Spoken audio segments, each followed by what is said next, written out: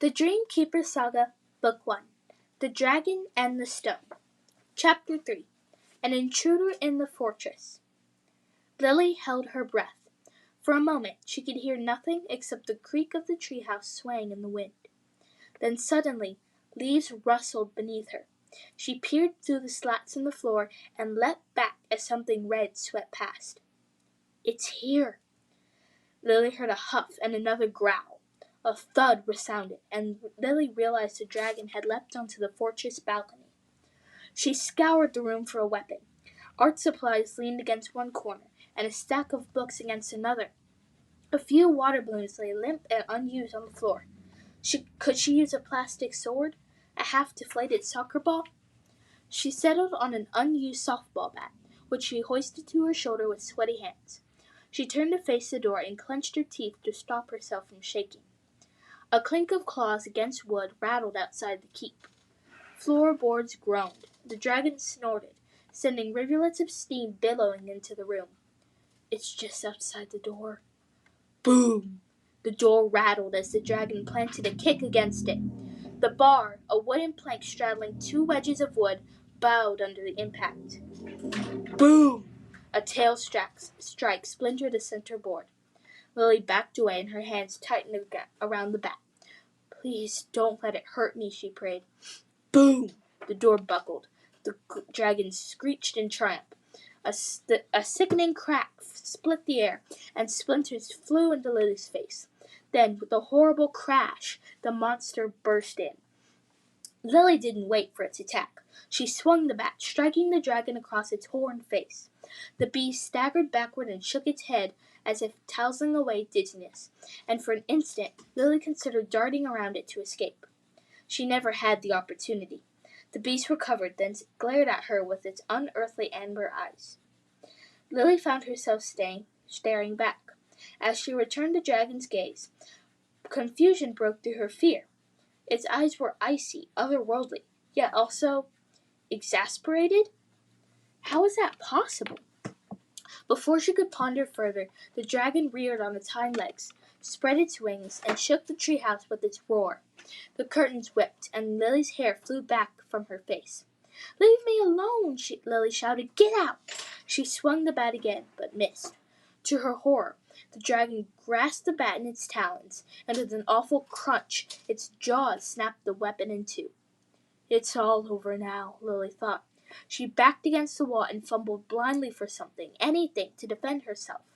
Her heart threatened to pound straight out of her chest.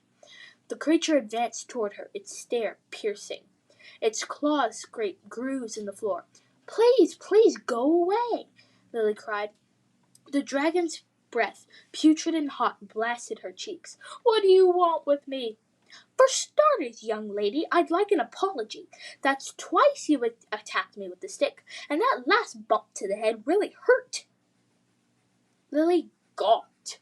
The dragon spoke in a posh English accent, the refined lilt Lily would expect among prim ladies who don gloves at tea-time.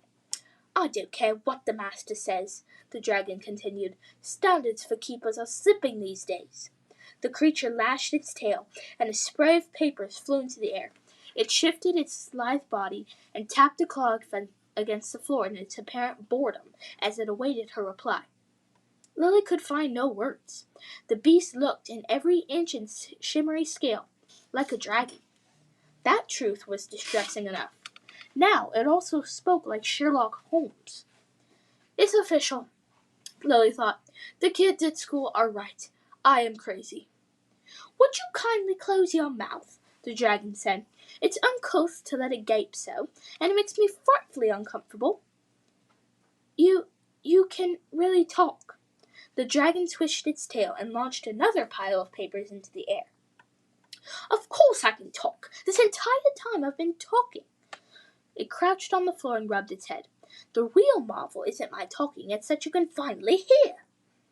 Lily shook her head. No, wait, that's impossible. You're just in my imagination. It's just my imagination." "Can we stop the games, please?" The dragon restored a bucket of paintbrushes to its shelf. Then he tidied a pile of books he had knocked over and collected papers from the floor. We've done quite enough damage for 1 week, don't you think? Which reminds me, I do apologize for the mess I made last night. You see, I was a bit peckish. My compliments to the chef, I must say. And then you gave me such a frightful start, sneaking up on me with the club. Do you also always greet your house guests so graciously? It wasn't a club. It was just a spoon, Lily said, hardly believing her own words. What's that? Never mind. Who are you? The dragon cleared its throat. My name, he said with a grand sweeping bow, is Cedric. At your service, miss. What do you want? You stewards are always so suspicious. I'm a scout, my dear. I want nothing more than to fulfill my duty for the good of the realm. The realm? What realm? Oh, merciful heavens, will you stop the games? They're really quite tiresome. His wayward tail knocked over the paintbrushes. Again. I'm sorry, I'm not playing games. I just don't know what you're talking about. Young lady! The dragon snorted, spewing puffs of smoke into Lily's face. She swatted away the cloud, but the vapors, reeking of rotten eggs, still stung her eyes. To be plain, the other keepers need you. The council has assembled, and I've been sent to collect you. Urgently, I might add. Now, if you please stand up, pull yourself together, and let's be off. But the keeper, what council go where? We do not have time for this. Young lady, I know what you are. If I'd had any doubt, your calling of Lancelot, not very wise, mind you, but I'll grant impressive, and that dirty little rascal certainly deserved his comeuppance. Your calling of Lancelot erased all uncertainty, so kindly cease this quaint but infuriating little charade. The others need you, and we must go, now. A sudden wind tore through the glade, stronger than any Lily had ever seen whip through the forest. It shook the walls of the fortress, and ripped leaves from branches. In its wake the day darkened, as if a cloak blanketed the sun.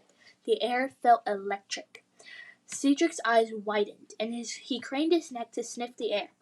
As he did, a low moan rolled through the trees.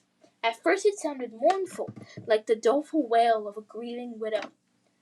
But as another gust of wind battered the treehouse, the sound drew nearer and nearer. Soon it turned savage and crescendo to a roar. As the thundering intensified, the stone at Lily's neck blazed red.